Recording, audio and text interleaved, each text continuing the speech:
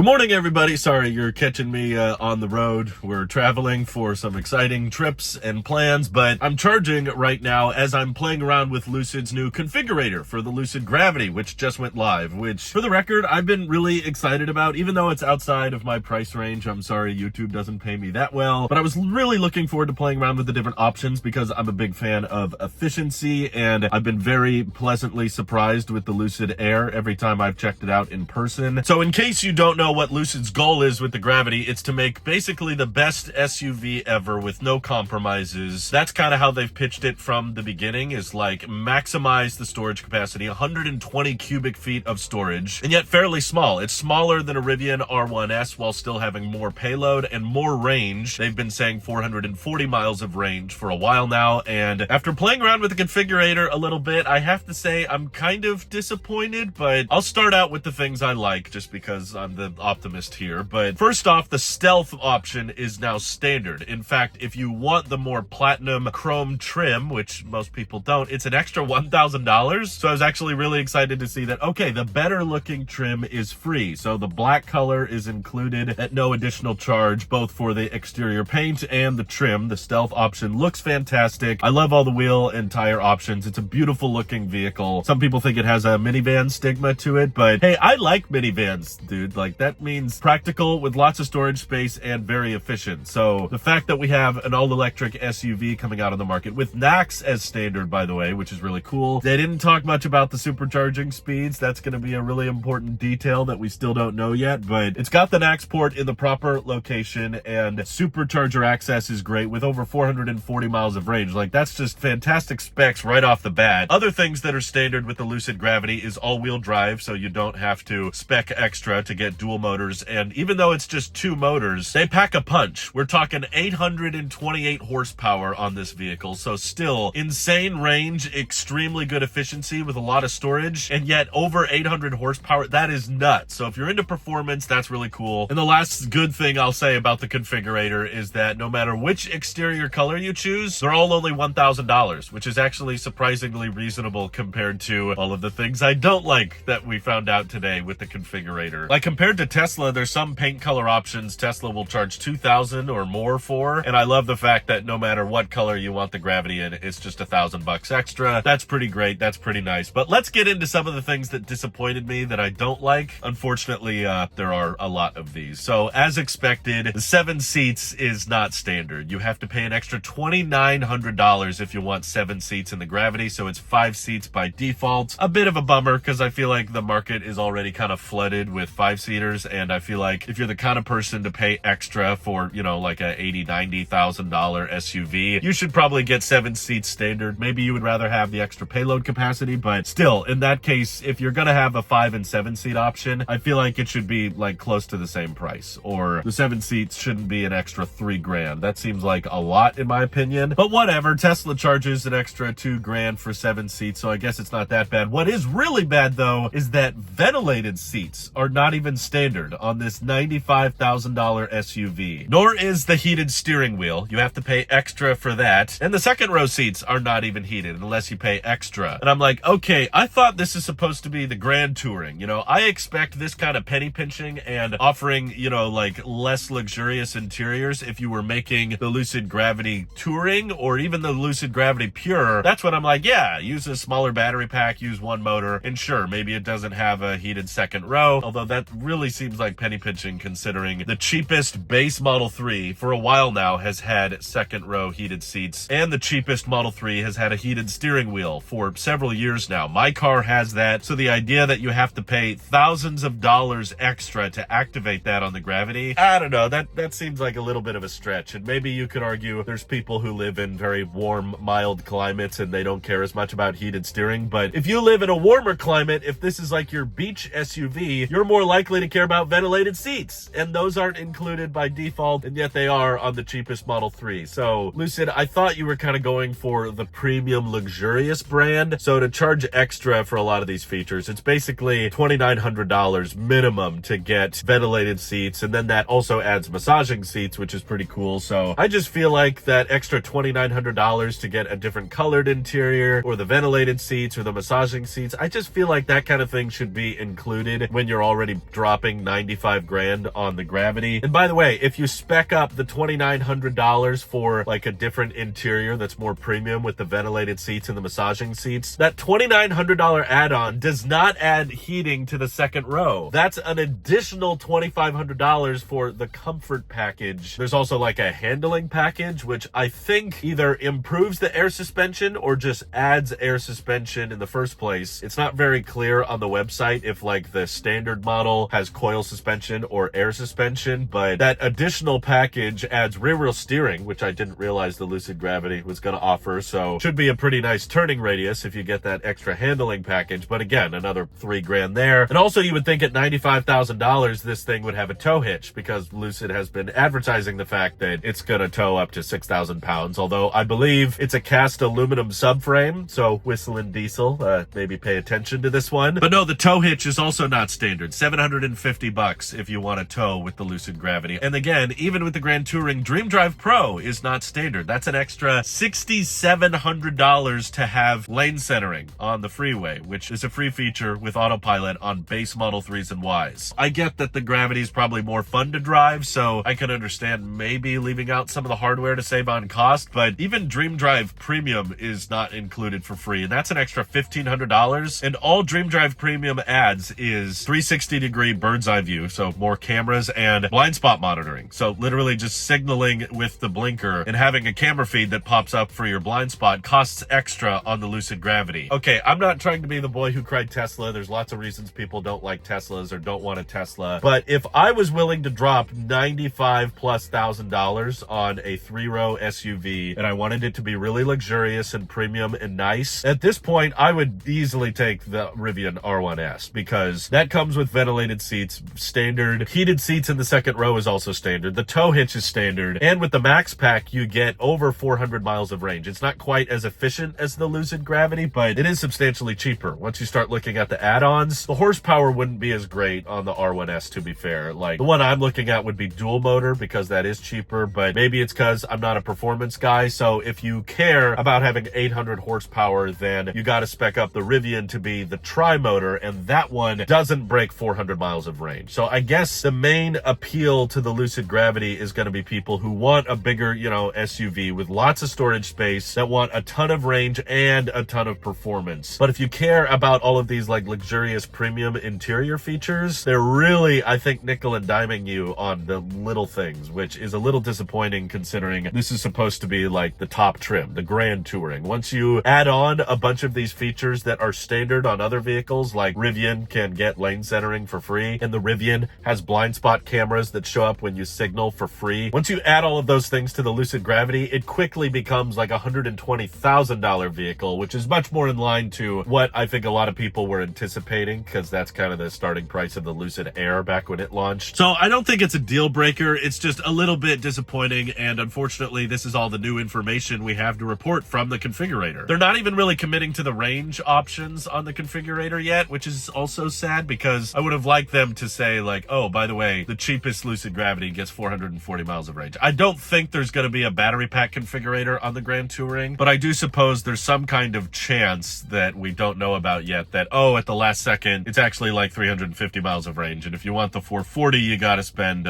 extra $20,000 or something crazy. Hopefully they don't do that. I really hope that's not the case. But overall, last week I said that the Lucid Gravity starting prices were better than I was anticipating. But now after seeing the configurator, I'm like, okay, now it makes a lot of sense. Lucid is taking out a ton of things to hit that lower starting price. And if I were in the market, I'm sorry, even though I love the better efficiency of the Gravity, I don't care that much about performance, but I do care a lot about those interior convenience features and those blind spot cameras. I could even live without lane centering, but the blind spot cameras, I've just gotten way too used to that. I don't think I could go back. So all of these things are standard in the Rivian R1S, and I also think Rivian has the edge when it comes to the software and the infotainment. So I would take an R1S Max Pack over the Gravity. What about you guys? You think the Lucid Gravity is dead on arrival, or are you still pretty excited for it? Feel free to let me know your thoughts down in the comments below. And thank you to everybody supporting this channel directly. It seriously helps us out a ton, as does just watching these videos. And thanks again. Have an excellent rest of your day.